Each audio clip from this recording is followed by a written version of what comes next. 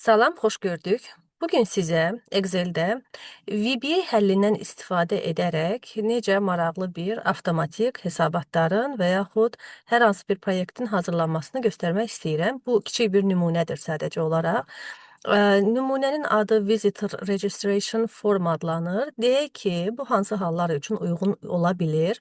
Hər hansı bir şirkətin qeydiyyat şöbələrində və yaxud məktublarla işlənmə vaxtı daxil olan ziyarətçilərin və sairə qeydiyyatı zamanı belə bir sadə həll yolu istifadə edə bilərik.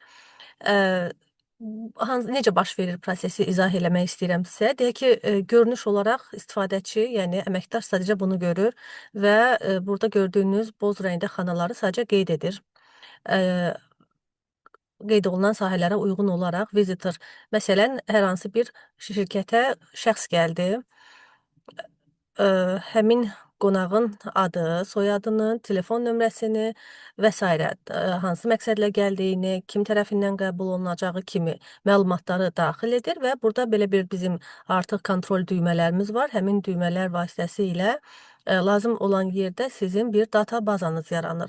Gəlin nümunə əsasında sizə göstərəcəm. İlk öncə yaxşı olar ki, baxın burada qeyd eləmişəm, enter current date, cari tariximizi daxil edirik. Məsələn, hal-hazırda deməli ziyarətçimiz varsa, hansı tarixdə gəlibsə, enter current date götürürük. Belə bir pəncərədə artıq yazır ki, tarix daxil edilmişdir. OK düyməsini basırıq.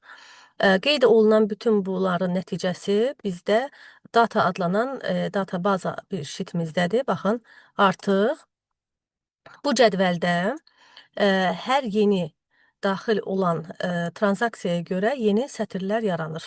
Bugünkü ayın tarixi qeyd olunub. Gəlin biz qeydiyyatı davam edək. Deyək ki, visitor name ad olaraq məsələn yazaq hər hansı bir adı. Telefon nömrəsi. Burada belə bir kontrol qoymuşam. Insert without putting blank space.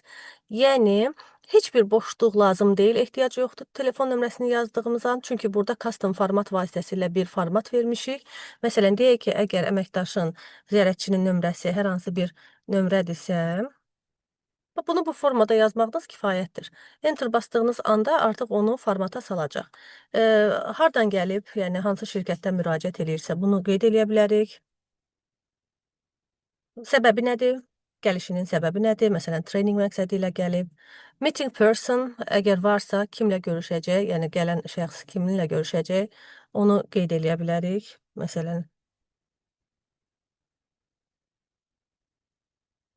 və registered by. Registered by-da artıq bizim belə bir drop-down listimiz var. Siyahıdan seçirik və bu siyahıda sadəcə olaraq qeydiyyatçı şəxslərimizin adı qeyd olunub ki, məhz bu ziyarətçini kim qəbul etmişdir, istənilən birini götürə bilərik siyahıdan.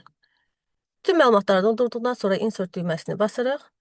Bizdən belə bir sual soruşur ki, artıq əminsizmi? Qeydiyyata, yeni qeydiyyata yes düyməsini bastığım anda müvəffəqiyyətlə databazaya daxil edilir. OK düyməsini basaq və avtomatik olaraq buradakı yazılar da itir. Növbəti siz artıq ziyarətçi üçün bir boş yerlər saxlayırsınız. Datamıza baxsaq, baxın, artıq burada üçüncü bir sətirdə cari tarixi daxil etmişdik. Onun da yanında, baxın, belə alt-alta sizdə məlumatlarınız yerləşəcək. Yeri gəlmişkən, onu da qeyd edeyim ki, bu cədvəl özü Excel-in table-ıdır, smart table-ıdır. Baxın, yuxarıda table design adında menyusunu görürsünüz və table-ın adı logs adlanır. Yəni, dəyişə də bilərsiniz, sizdən asılıdır. Bunu biz daha sonraki hər hansı bir hesabatlılıq məqsədlərimiz üçün istifadə edə bilərik ki, bunun əsasında pivot cədvəllər yarada bilərik, hər hansı bir formula ilə statistikanı çıxara bilərik və s. Bu şəkildə. Bu göstərdiyim sadə bir nümunədir. Bunu çox müxtəlif formalara sala bilərik. Nümunə üçün belə bir şey qoymuşam. Yəni, bu istifadəçinin istəyindən asılıdır. Hətta belə bir forma edə bilərik. Daha sonra belə bir form var, hansı ki, sadəcə olaraq ilkin pəncərəni görürsünüz. Start düyməsini bastığınız anda yeni bir input formu açılır. Siz ziyarətçi haqqında məlumatları bura qeyd eləyib də submit düyməsini bastığınız anda yenə eyni proses təkrarlanacaqdır. Yəni, görünüş olaraq siz bunu ya Excel-in içində eləyə bilərsiniz, ya VBA vasitəsilə baxın belə bir form qoya bilərsiniz Hətta burada search and change var, hansı ki, artıq istifadəçinin adını databazaya qəbul etmisiniz. Sadəcə olaraq hardasa bir səhvlik yaranıb, deyək ki, şirkətin adını səhv yazmısınız. Buradan search and change etdiyimiz an filtrlarımızdan, yəni ad vasitəsilə, şirkət vasitəsilə filtr verib də həmin tranzaksiyaya yenidən qayıda bilərsiniz bu şəkildə. Belə bir VBA kodları ilə mən çalışacağam tez-tez videolar hazırlayım. Hər hansı bir təklifləriniz, suallarınız olan zaman kommentlərə yazın. Sağ olun.